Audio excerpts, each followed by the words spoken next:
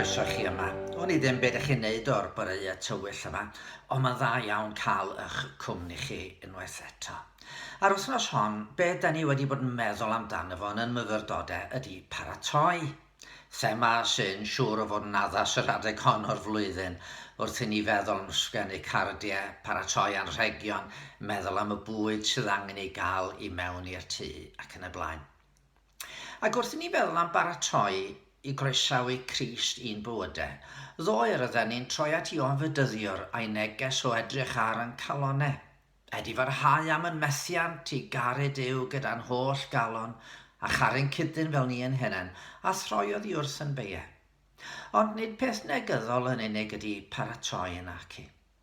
Da ni wrth gwrs yn aml yn gwneud yn fawr o'r ffaith fod Iesu pan ymddangosodd yn yn byd heb gael rhyw groeso mawr. Heb le yn y llety, heb aelwyd, heb wely, nadolig fel hynny gath hwn. Ond roedd na rai oedd yn falch o'i groesawu, yn llawenhau ar ei ddyfodiad. Meddyliwch am y cymeriadau gwahanol sy'n ymddangos yn yr hanes. Mi ddechreuwn ni gyda rhai ddewisodd Duw i fod yn rieni i Ioan Fydyddiwr. Y nyddiau Herod, brenin i Jwdea, yr oedd offeiriad o'r adran a beia o'r enw Zacharias, a chanddo wraig o blith merched Aaron a'i henw hi oedd Elizabeth. Bod ganddynt lawer o fendithion, mae'n siŵr i lawenhau ynddyn nhw, eto na un cysgod mawr ar ei bywyd. Gobeith pob iddew oedd cael magu teulu, os yn bosib teulu mawr. Ond i'r ddau yma obeithio am flynyddoedd doedd y fendith honno ddim wedi rhoi iddyn nhw. Roedd Elizabeth yn destun triennu i ferched eraill yn Jerusalem. Ond oedd na rhywbeth arall oedd yn wir amdanyn nhw. Mae Luc yn deud, roeddent ill dau yn gyfiawn ger bron Duw, yn ymddwyn yn ddifau yn ôl holl o'r chmynion ac ordeniadau'r arglwydd. Rwan pan mae'r Beibl yn siarad am bobl gyfiawn, diolch yn golygu pobl berffaith di-bechod. Ond doedd yr rhain heb adael i siom i chwerwyn nhw yn erbyn Duw. Doedd o ddim wedi troi cefn ar ei harglwydd.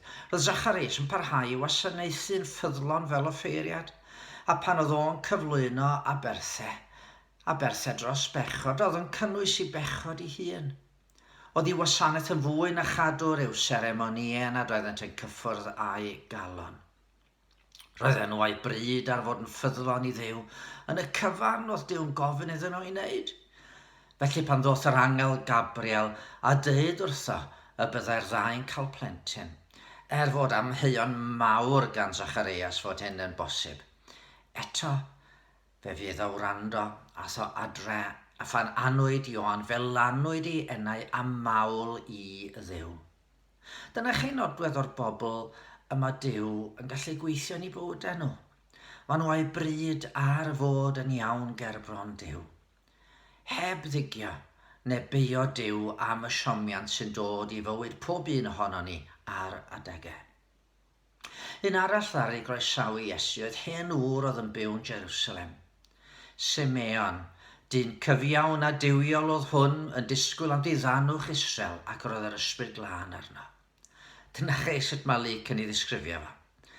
Un arall sy'n cael ei ddisgrifio fel un cyfiawn.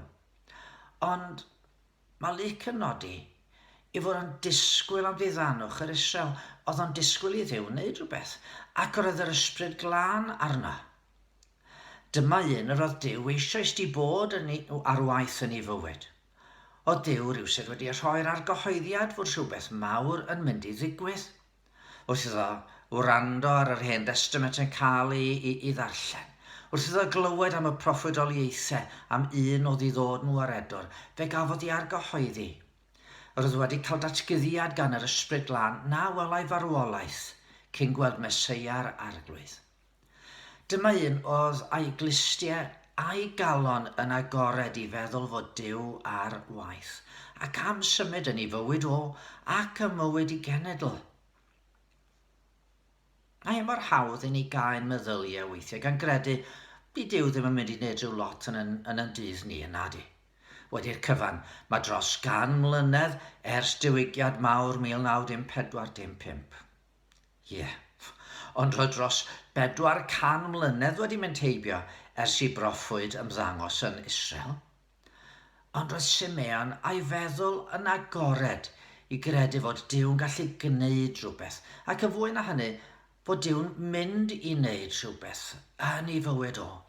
A phan gymerodd o Iesu yn ei freichiau, gall y ddweud, yn awr, rwyt yn gollwng dy was yn rhydd o arglwydd mewn tangnefedd, yn unolaeth air, oherwydd mae fy llygaid wedi gweld dy iachawdwriaeth. A roedd yna eraill yn Jerusalem yr un pryd, anar broffwydes, oedd yn llefaru am y plentyn wrth bawb oedd yn disgwyl rhyddhad Jerusalem. Yda ni tybed wedi mynd I ofyn I fod Duw yn rhy wan I weithredyn yn dydd ni, I fod wedi troi cefn ar yn dydd ni a'n gwlad ni.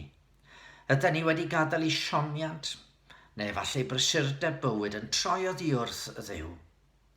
Neu a fynon ni heddiw gredu fod Duw am weithio ac a dyn ni am I groesawu fo I mewn ein calon ni, I wneud yr hyn mae o am I wneud, bydd yn fendith I ni ac yn lawenydd I lawer.